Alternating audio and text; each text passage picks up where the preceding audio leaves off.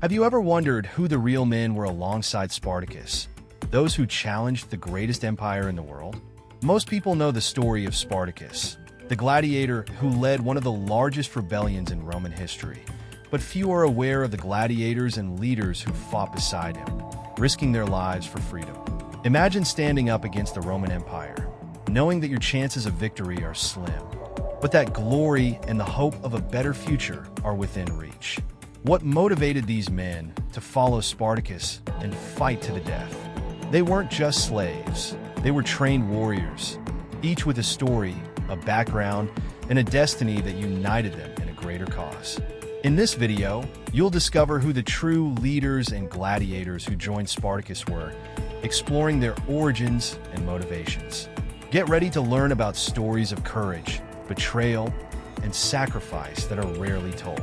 What follows will completely change your view of the Spartacus rebellion and the men who dared to defy Rome. The gladiator revolt led by Spartacus began in 73 BC within the walls of the gladiator school in Capua, owned by Lentulus Batiatus.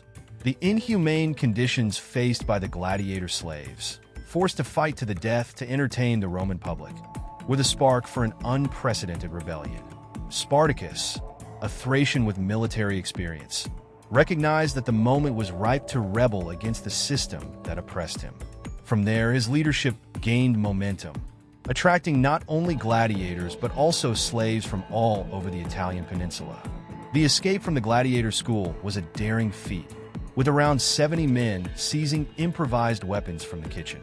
They managed to escape and soon began to organize an army that would challenge the Roman legions. Spartacus didn't just lead, he inspired the men around him. He understood the power of unity among different groups, each with its own origin and culture, but united by a common desire for freedom. The rebellion evolved from being merely a gladiator uprising to a movement that threatened the very foundations of the Roman Empire. As the number of followers grew, Spartacus's military strategy proved impressive. He was not just a gladiator trained to kill, but a brilliant strategist who understood the art of war. Using the mountainous terrain to his advantage, he defeated several Roman legions sent to contain him. Unlike many leaders who sought only revenge, Spartacus dreamed of something greater, leading his men back home, beyond the Alps, to start new lives away from Roman rule. The initial success of the rebellion was a shock to Rome. The authorities underestimated the gladiators, viewing them merely as armed slaves. However, Spartacus's army was not a disorganized mob. It was a cohesive force with discipline and inspiring leadership. The revolt highlighted the fragility of Roman control over its own territories. Each battle won by Spartacus boosted the morale of the rebels and attracted more dissatisfied slaves and peasants to the cause. However, Spartacus knew that the fight would be long. The Roman Empire, even weakened, was a massive military machine determined to crush any threat. The next steps of the revolt would depend not only on his leadership, but also on the unity among the different leaders by his side. At this point, figures such as Crixus, Gannicus, and Enemaus emerged, each with their own story, motivations, and essential role in the fate of the revolt. Crixus was one of the leading figures who fought alongside Spartacus. Born among the Gauls, he was captured and forced to become a gladiator. His reputation in the arena was legendary, known for his brute strength and unshakable courage. For Crixus, life as a gladiator was an unbearable burden, a humiliation he never fully accepted. When the opportunity to rebel arose, he saw it as a chance not only to escape slavery, but to restore his honor. Despite fighting alongside Spartacus, Crixus had his own vision of what the rebellion should achieve. While Spartacus wanted to cross the Alps and find freedom outside Italy, Crixus dreamed of continuing the war against Rome, plundering cities and seeking revenge on the Romans. This difference in vision between the two leaders would eventually create tensions within the movement. But for a time, the common cause united them in a fierce struggle against their oppressors. Crixus became a crucial figure in the initial success of the revolt. Crixus's leadership attracted many followers, especially among the Gauls and Germans who were part of the rebel army.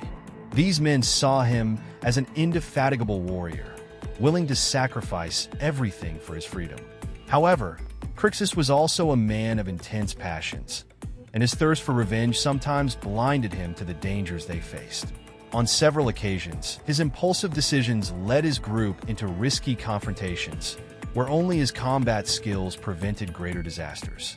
Crixus's fate was tragic. Separated from Spartacus during a strategic division of the rebel forces, he led an army of about 30,000 men against the Roman forces at the Battle of Gargano. There, he met his end, fighting with the same ferocity that had made him famous. His defeat was a blow to the morale of the rebels, but Crixus became a martyr for many who continued the fight. For Spartacus, the loss of Crixus was both personal and strategic, as he had lost one of his most valuable generals. Even after his death, Crixus's name continued to inspire those who sought freedom. He was seen as a symbol of resistance, a man who refused to accept the fate imposed upon him and fought until the end for his ideals. The story of Crixus reveals not only the complexity of the leaders of the revolt, but also the different motivations that drove them. While some sought freedom, others, like Crixus, wanted revenge and glory. Gannicus was one of the most skilled gladiators of his time, known for his daring fighting style and his disregard for death. Unlike other gladiators who saw their condition as a curse, Gannicus seemed to revel in combat, viewing the arena as a stage for his personal glory. He fought with an unusual lightness, as if death could never reach him. This indomitable spirit made him a charismatic figure, both in the arena and during the rebellion alongside Spartacus. When Gannicus joined the revolt, he brought not only his skills as a warrior, but also a unique perspective on life and death. To him, freedom was an ambiguous concept. What truly mattered was how one lived and how one died. This view set him apart from other leaders like Spartacus and Crixus, who had more defined goals. While Spartacus wanted to free his people and Crixus sought revenge, Gannicus seemed to fight for the thrill of the moment, for the glory he could achieve in each battle. Gannicus quickly became one of the top commanders of the rebel army, leading daring attacks against the Roman forces. His leadership skills and charisma made him a crucial figure in keeping the morale high among the rebels. He was admired not only for his prowess in combat, but also for his carefree attitude towards danger. For many, Gannicus embodied what it meant to be a gladiator: the pursuit of glory, the acceptance of death, and the constant struggle for something greater than oneself. However, Gannicus's relentless pursuit of glory often put him at odds with other leaders. While Spartacus thought in strategic terms and Crixus sought revenge, Gannicus seemed to disregard these considerations in favor of the battle itself. This clash of philosophies within the rebel group eventually created tensions, but Gannicus's leadership was essential to the success of the revolt. His presence kept the group united, even as defeats became more frequent. Over time, Gannicus began to question his own quest for glory. The losses on the battlefield and the suffering of his comrades led him to reconsider his role in the rebellion. The story of Gannicus is one of transformation, from a gladiator fighting for himself to a leader who began to understand the true cost of freedom. His legacy remains that of a man who embodied the spirit of the gladiator, but who, in the end, found something greater to fight for. Enemaus, unlike Crixus and Gannicus, brought a spiritual depth to the rebellion that transcended the mere physical struggle for freedom. Originally a trained and respected gladiator, he stood out not only for his combat skills, but also for his wisdom and calm amidst the violence of the arena. As a former lanista, he had trained countless gladiators and understood the dynamics between life and death on the battlefield in a way that few did.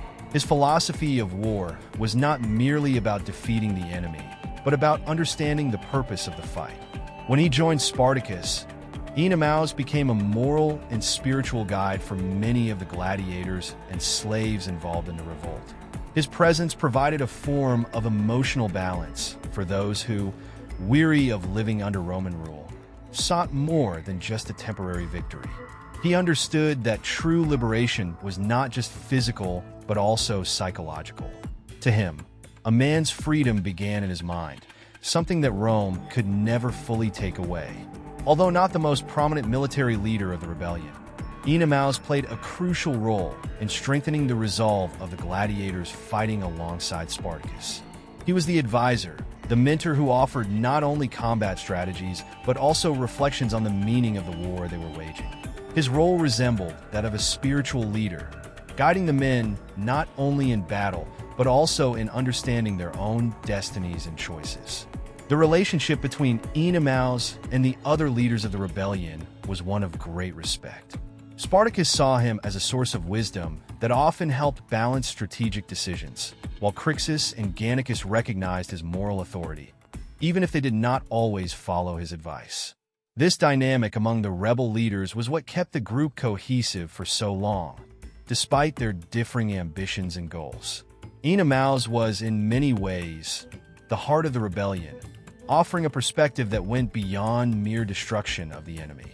Enemaus' death, like that of so many other leaders, was a significant loss to the movement. He was killed in battle before seeing the end of the rebellion, but his legacy endured.